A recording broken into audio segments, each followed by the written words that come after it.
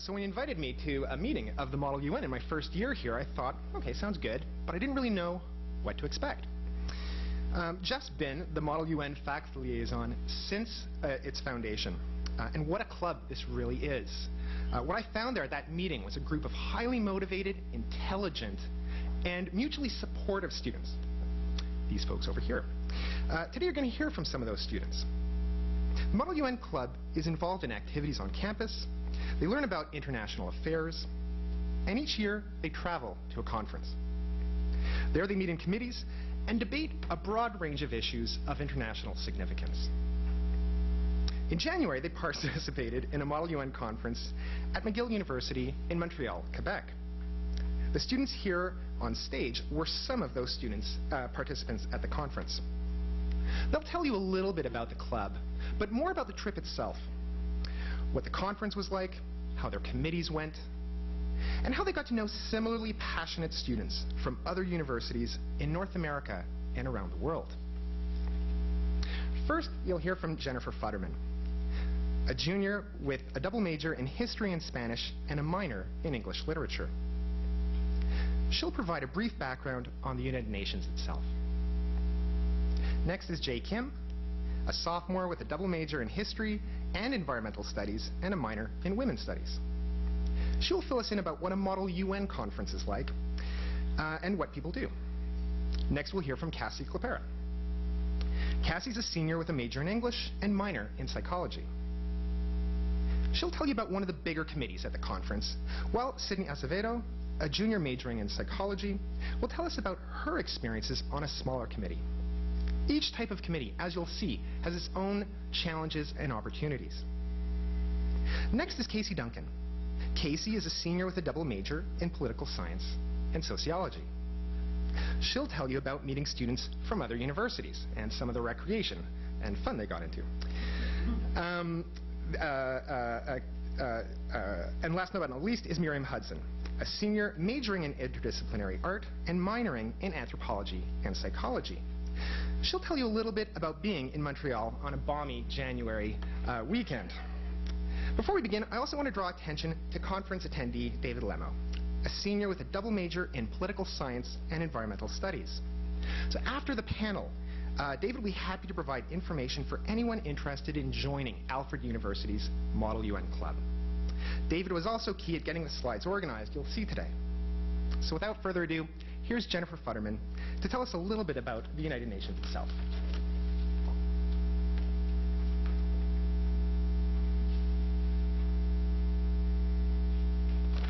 Sorry.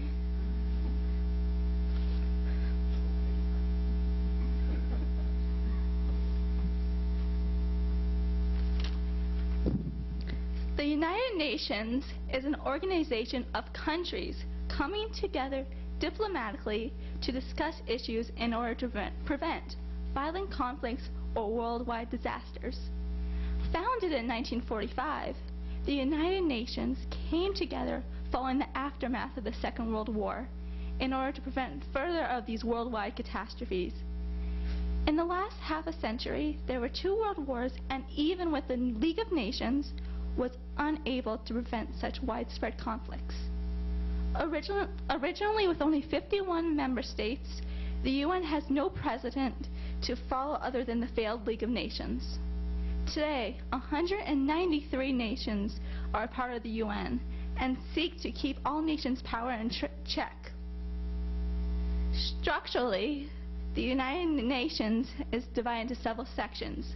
Among these include the General Assembly, the Security Council, the Economic and Social Council, the Secretariat, the Repertory and Practice of the United Nations Origins, the Trusteeship Council, and lastly, the International Court of Justice. The General Assembly, perhaps, is the most significant body of the United Nations because it includes all of the member states, and it deals with issues such as peace, security, and the budget, even new membership. The official UN website lists 4 main purposes of the United Nations. 1, to keep worldwide peace.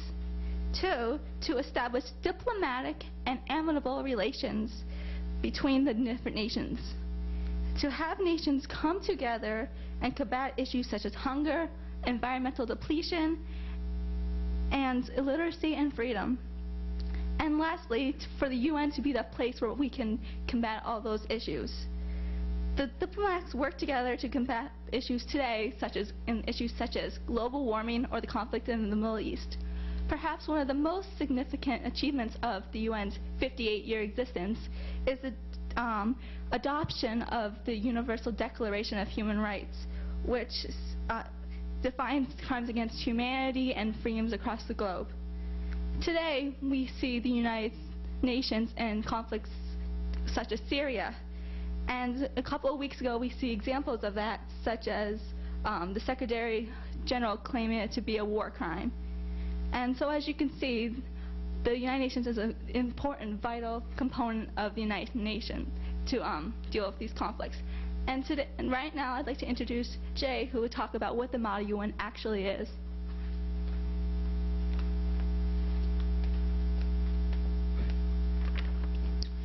The Model United Nations is an academic simulation of the United Nations. Model UN encourages students to learn about current events, international relations, UN agenda, diplomacy, and significant historical events in order to understand the present. Many universities around the world host a conference, and the committees offered vary. In certain conferences, each school participating gets one country to represent throughout the different committees. But in others, such as McGill Conference, which Alfred participates in, each participant receives a different country, organization, or a recognizable figure to represent, depending on the committee they sign up for. The conference is completely student-run, meaning McGill students were in charge of organizing the committees to moderating the sessions. In this picture, our president, Casey, is representing Angola in her session. Students participating in role play as diplomats or non-governmental organizations, also known as NGOs, in a simulated session of a UN committee and participate in debate and write resolutions in order to achieve a solution for a worldwide problem. The skills involved help develop students' writing and public speaking skills, as well as increase their knowledge of politics, history, and current events. Being in an atmosphere of intelligent young adults dressed in business casual seemed a bit strange. In a sense, we're still in college, but trying to act grown up. But beneath all that, I realized we were all there to learn and experience. I definitely regretted not speaking up because I had some good ideas and points that I was thinking of, but others with similar ideas had spoken up and made a difference in creating resolutions. What I took away from Model UN was that no matter how small a voice, it has an effect. Cassie will discuss her experiences of being in a large committee.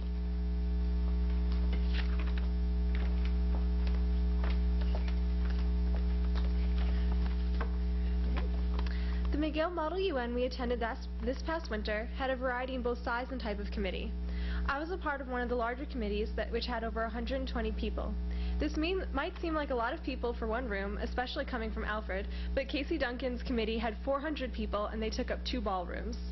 A large committee like that can be intimidating, but it's important to remember that all other participants, like Jay said, are also college students. Some are more competitive than others, but it's very easy to be heard if you just push yourself to raise your hand. The dais, which is at the front of the room, controls who gets a chance to speak, and they do their best to be as fair as possible. I have an example. There's a secretary that takes down a list of each delegate who speaks to make sure everyone who wants to get a say in can. So there is a PowerPoint in the front of the committee, and they'll have all the names up so you can see who has spoken. And they also rotated the seating each day, so where you were sitting and who you were sitting with changed on a daily basis. My committee, besides being quite large, was also unique in what the focus was. It was a simulation of the 1960s Congo crisis, and I was representing Australia. For those of you who don't know about the crisis, the main countries involved were the various sections of the Congo, Belgium, the United States, and the Soviet Union. Since it was during the Cold War, the U.S. was helping one part of the Congo and the Soviet Union the other. What we as delegates had to do was support the stance of our countries during that time period, but also try to reach a more successful conclusion than what the UN reached over 50 years ago. Although at the time my country, Australia, went with what the U.S. did, the girl representing the United States didn't really care about being all that active. At one point, she wanted to make an alliance with the Soviet Union for a resolution paper. They were not allowed to do this and were stopped, since it is very important to keep your country's policies and ideals in mind. But since the U.S. was being irresponsible, I, as a smaller country, was able to make my stance on the issue known, and by speaking up, other countries with similar policies sent notes to me and met up with me during an unmoderated caucus, which is a time where students are allowed to get together and write resolution papers. When I attended the Harvard Model UN 2 years ago, I only spoke once and forgot half the things I wanted to say because I was so nervous. I promised myself I would try harder at the next conference and write down what I did want to say so I wouldn't forget. Also at the Harvard conference, I had a partner, Henry, who's in the audience, to help and guide me since he was more experienced. But now, during this conference, the majority of us were alone, so you really had to push yourself if you wanted to speak. An important part of the large committee experience is not just the speaking. Sorry. Okay. But there's a written aspect as well. Notes are constantly being passed by the delegates, and that's how most resolution papers and alliances are formed. There are not that many unmoderated caucuses during the committee, so the notes are very important. They're also very useful if you don't want to speak up in a large group. You can listen to those who do and find out who you want to align with, and so send notes to them expressing your thoughts and ideas. When you can meet up during an unmoderated caucus, you can express your ideas more fully, and even the smallest country has the opportunity to contribute major input and ideas for a resolution paper. Okay. The size of your country doesn't define the size of your voice. What does is the amount of work you are willing to put into the conference. Your experience is what you want to make of it. And now Sydney will talk about her experience in a smaller committee.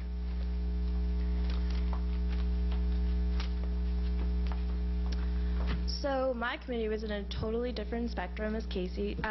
Sorry. I was in a committee about 60 people. It was called WIPO. If anyone could tell me what that was, that would be great, because I didn't know what it was. It stood for World Intellectual Property Organization, and it was an agency conducted by the United Nations that involved creating treaties between other countries that dealt with laws of copyright, patent, and trademarks. It really wasn't that interesting for me at first, but then there's like 161, probably less or more, about now that are in WIPO, like in the United Nations, but in the Model United Nations, there's only about 60. So there's more room for people to talk, and it was kind of more of a spotlight. So that was, I thought, was a disadvantage, because I felt like more of a need to speak up. And but the committee, there was just several debates, and it was a smaller room. It was not a ballroom, and I thought it was more intimidating. And they would call each member up if they wanted to speak or make a statement, and then everyone would go from there, and then they could debate. There was about, I want to say, a main 4 groups of people that were all Ivy League, like Harvard, MIT, and they were the big guns. There were the UK, there were America, there were Russia, and they were cutthroat, and they knew their stuff. And I was in Angola. It's a country in Africa. Did not know that. No one else did either. And you have to see where you stood in WIPO, and everyone was very abrupt, and I was kind of shyer, and I laid back. It was my first experience, so I just I went with the flow, and then I teamed up with other countries that I can't even pronounce because they're so I didn't even hear of. They're other undeveloped nations. So we kind of grouped together, and we made our own resolution paper, which is a proposal that you make, and then at the end you explain it, and you write it up, and you have to present to the rest of the countries, and they have to determine, at the end they either pass it or they don't. And there were 7, and I grouped with another 6 countries, and none of us, you didn't hear of any one of us, and we had to go up and we presented, and our resolution paper passed. and there's only 2 papers that passed out of the 7 groups, and none of the Ivy League, they didn't pass, so that was a really good feeling. Gave an extra smile to America. But I was really nervous, and I didn't speak a whole lot, but when I did the resolution paper, it was really accomplished. It was a really great accomplishment, and I felt great about it. I went and I told my mom, and I was so happy that I beat these Ivy Leagues and stuff, and so it was just really cool experience, and I want to see if I can try this year to get into a bigger committee and see if I can thrive in a different environment. But it didn't matter how small I was or if I got heard of, I still made a point to make a difference, and it was just really cool. It didn't make the news or anything, but it was great. So now, sorry, oops, I got it. Now Casey's going to talk about recreation. Sorry about that. Okay, so some of you might be wondering why college students would sign up in their free time to go write papers and debate and basically do extra work that wasn't assigned to them and they're not going to be receiving a grade for. Well, I can tell you that it's not all about work. We do have some fun. This young man here in the banana suit actually walked around the conference one day in his banana suit to kind of lighten things up a little bit as people were getting a little cutthroat in some committees. So a large aspect of Model UN is meeting other students. Not only are you meeting students from other schools such as Harvard or MIT or Yale, you're also meeting students from different backgrounds, ethnicities, and countries and continents all together. This was a student that I met from Rutgers, Atif, and he actually later went to the Harvard conference, and he was a freshman student, and he actually wrote a resolution paper with some other third world African countries in my very large committee and had it passed. And I've done Model UN for quite a few years, and that was pretty impressive to be a freshman and take the lead on something like that in a large committee. So basically what I'm going to be talking about is our trip in Montreal. So as we've explained, we didn't want to go to Harvard last year because it was cold in March, and so we decided to go to Montreal in January. Yeah, okay. All right, so Dr. Churchill, being from Quebec, told us how cold it was going to be and tried to warn us about all the ice everywhere. And being from Western New York, we all thought we could handle it. We knew what we were doing. We arrived at the hostel, we changed, and we were ready to head out to the hotel to start the conference. I was wearing something really similar to what I'm wearing today. My lower legs were exposed and my face was exposed. I think none of us had gloves on, maybe a scarf or two. And we walked out on the streets and everyone stared at us because they all knew we were American. The only thing they had exposed were their eyes, and I can tell you why. After walking, I felt like 100 blocks in the ice and the snow and the wind, why they only had their eyes exposed. And this year when we go, we'll be wearing like 17 layers to walk to the conference this time. I actually remember grabbing on to Jay and Sydney because we were standing on the ice and the wind was so strong I almost fell over because of the ice being so slippery.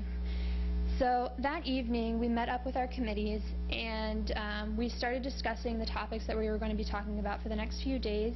And to kind of lighten the mood, they actually adjourned us early and we were sent to the pubs locally to get to know the people in our committee. If any of you have ever worked in groups, you know that it's a lot easier to work with people that you get along with well, so that was kind of the idea. And I know that in smaller groups such as Miriam's and Sydney's, they didn't even meet as a committee formally, they just went straight there.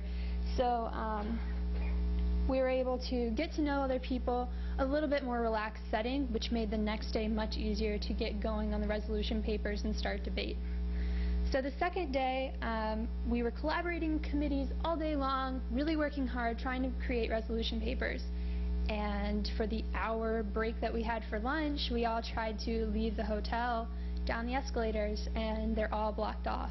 The water main in the hotel exploded because it froze and all the water was everywhere on the ground floor and no one could leave the hotel.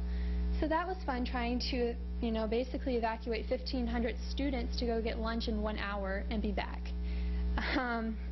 So in that mad dash to get food, Dylan, Cassie, and I actually found this tiny little restaurant in the middle of the street, and it was a little Italian place that it was in the basement of somewhere similar to where Hedgerow is. You have to really look for it. And it was authentic Italian food right in the middle of a French province. And Dylan was talking to the waiter in Italian, and Cassie and I remember just kind of looking at each other like, I hope they're not going to spit in our food. Like, we had no idea what was going on. We ended up having the whole place to ourselves. So that was a really interesting experience to have something that authentic Italian in the middle of a French province in Canada.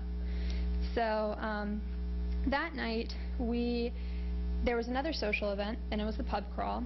And every school was paired with other schools. So we were paired with a school from France and 2 schools from Canada. And basically our group leader told us that the whole purpose was to be the most obnoxious people in Montreal. And there you go, that's part of it. We went screaming down the streets of Montreal and got to know the students from other committees and other schools a little bit better. The Canadians that were in our group gave us a little bit of 411 on how to handle the weather a little bit better. As you see, their nice bright red coats that they all had matching coats. I don't know where they get them. And this was the night that I got my nickname, the Warrior. Bright idea for me. I wore heels that night, and it's ice everywhere. At least 2 inches of ice on the sidewalk, and we thought we were going to be late, so we ran. And of course I'm grabbing onto Sydney, hoping I don't slip and fall. And we were trying to beat the next group to the door so we wouldn't have to wait outside, and I went running across the ice, and the bouncer looked at me and was like, "What are you doing? Why are you wearing heels in the middle of January in Montreal?" And I was like, they went with the outfit. And so, like, I don't know what you want me to say. And so he's like, "Well, girl, you're a warrior." So after that, those became my warrior shoes, and every time I've worn them since, Dylan has not let me live this story down. So it was a fun night. So the next day was our 3rd day in Montreal, and it was Saturday, so we wanted to kind of bring our group together from Alfred. We'd all been split up into different committees, kind of doing our own thing at this point, and Dr. Churchill, being from Quebec, knew of a great diner we could go to. So, being in the middle of Montreal, we went to a 50s American diner owned by Celine Dion. It's very Canadian. And this was the first time we got to try poutine. Does anyone know what poutine is? Yeah, a couple people. It's French fries, cheese curds, and gravy. Is that correct? Yeah, that sounds disgusting, but it was delicious. Like, who hasn't tried this? You need to. Okay. So we got to try a authentic Canadian dish, poutine, and when we asked students about it, they were like, "You just have to try it. We're not going to explain it to you. You just have to try it." So if you go to Canada, order poutine and see what comes. So that was a great little taste of comfort, to have a burger, fries, and a shake in the middle, being that far away from home. So that was a nice taste of home while we're still being so far away. So that night, the next social event was McParty, and basically they bused the whole conference to a dance club, and it was about 1,500 students. So it was quite a large area, and this was the first time that we all got to be in one area together, and so it was interesting to see all the different committees like mixing in. Eric Selzo, who you're going to see on one of these slides, was from a committee of I think about maybe 8 or 9 people. So it was interesting to see them kind of intermingle with my committee who had 400. So this is a great time to get to know other people and finally get to hear all the stories about the resolutions being worked on in committees and just kind of unwind for the rest of the night. And these are just some pictures. This is not Miriam in the center, although I really thought it was. That's Miriam in the back. And me, Sydney, and Jay. So having a great time pointing at the stage. And if anyone knows Eric Selzo, he's going to kill me for putting this up here. But he went, had a great time wearing his paisley shirts. Yeah. And this was kind of the final scene for us in Montreal. It just kind of enjoying the last night in Montreal together. So the final day was Sunday, and we were heading back to Alfred, and so we kind of skipped out on closing ceremonies. We had kind of already wrapped up everything going in our committees, so Dr. Churchill was kind enough to actually take us around Montreal and show us the old city, and that is exactly what Miriam is going to be talking about.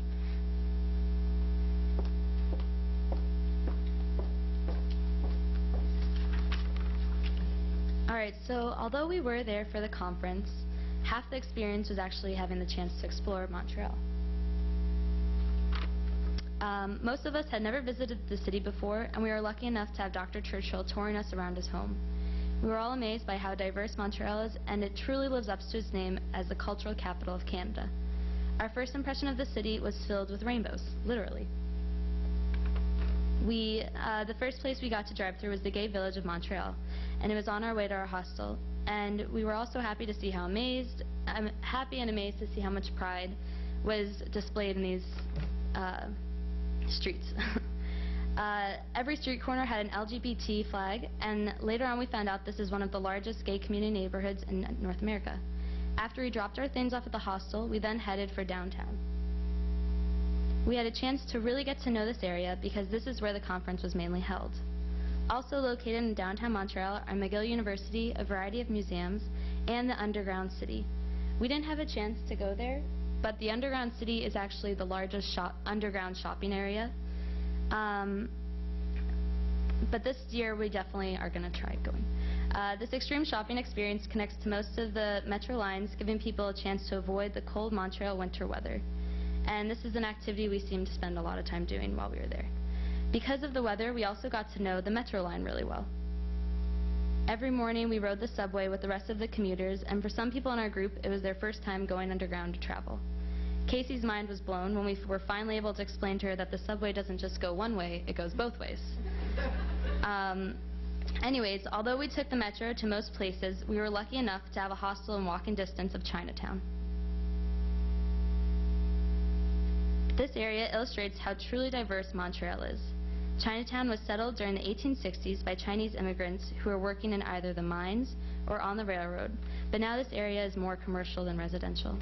Dr. Churchill said that if we wanted a good dinner, then this was the place to go.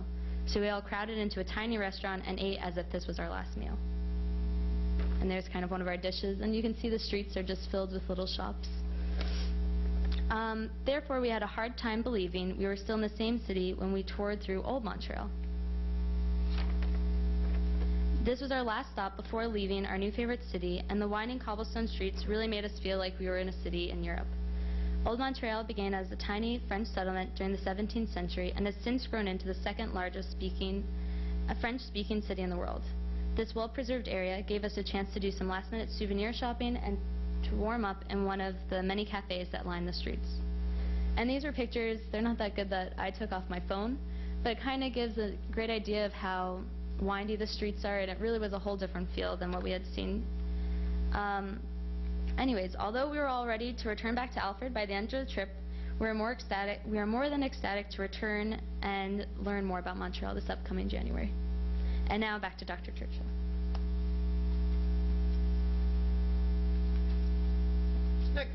So next semester, Jeff is going to take the students back to Montreal in January. You've been warned.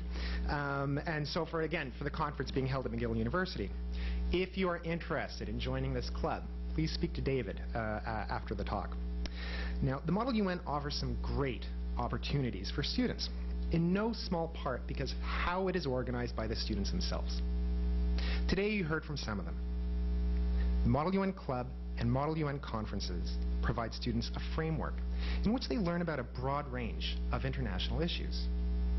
They learn through research, discussion, role-playing about the United Nations itself, but also specialized international agencies like the World Intellectual Property Organization.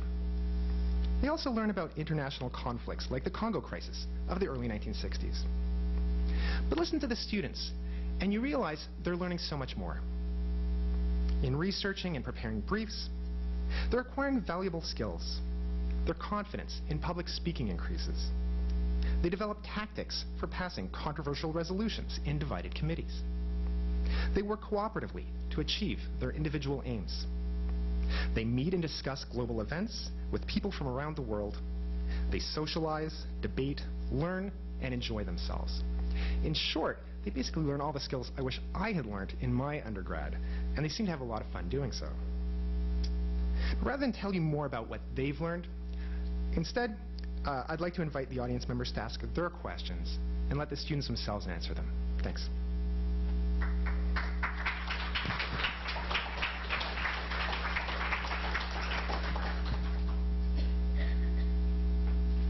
So are there any questions? Yeah, go ahead, Charlie. Recently, President Obama, in an address to the United Nations over the crisis of the use of gas, poison gas in Syria, asked a rhetorical question: if the United Nations cannot come together to address this question, what good is the United Nations? I'd like to ask members of this panel to respond to that question. If President Obama were here, just test your imagination, how would you answer that question?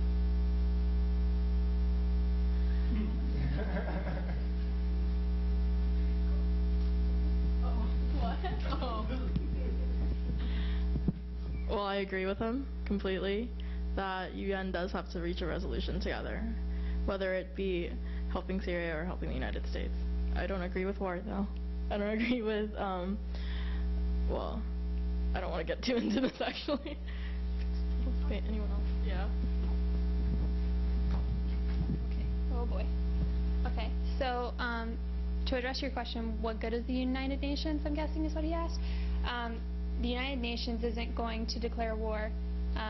It's a peacekeeping organization. So, because of how large it is, it's very difficult to come to a consensus. As we see here in America, we're a democracy, and it's very difficult to come to a consensus. So you can only imagine how difficult that is on so many different backgrounds and ethnicities and government styles, even from just the main two players, the US and Russia.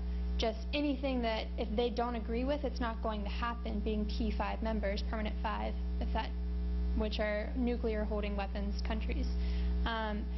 So in my opinion, the UN is still a worthwhile organization. While they don't have manpower necessarily, like military power, to back up their decisions, they're still an organization that can condone or choose not to condone actions such as Syria's. So I do think it's worthwhile. Yeah. Go ahead, Paul.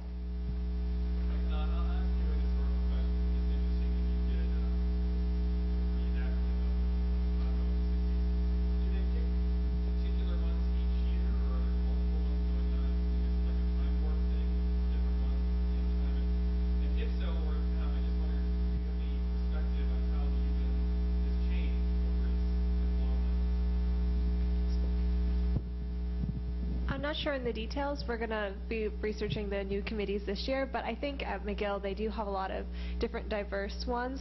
So I think mine was the only special, like, in the past type of committee at the time, but I feel like they're probably going to have another one this year.